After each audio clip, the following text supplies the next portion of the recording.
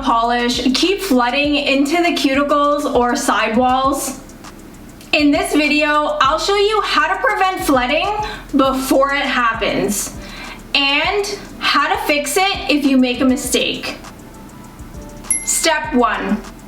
Understand why it happens. Cuticle flooding usually comes from using too much product, working too close to the skin, or having your client's hands or your hand angled incorrectly. When gel slips into the cuticles, it causes lifting and peeling. So prevention is everything. Step 2. Prevention. Grab your brush with a small, controlled amount of gel. Leave a tiny margin between the polish and the cuticle. The gel will naturally self-level into place. And always keep the nail tilted slightly downwards so gravity pulls product away from the skin. Step 3. Fix mistakes fast. If gel floods before curing, clean it up immediately with a cleanup brush dipped in alcohol.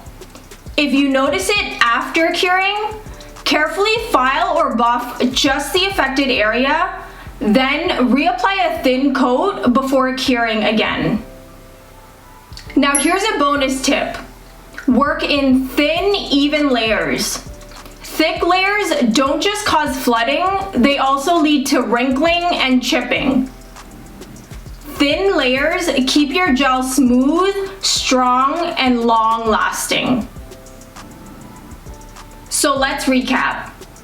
Control your product, leave a margin, keep the nail tilted down, and fix mistakes right away.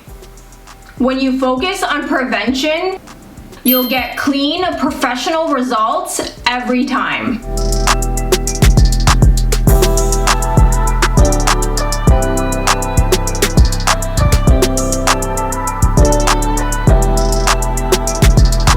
If this video helped, hit like and subscribe for more beginner gel secrets. Bye guys.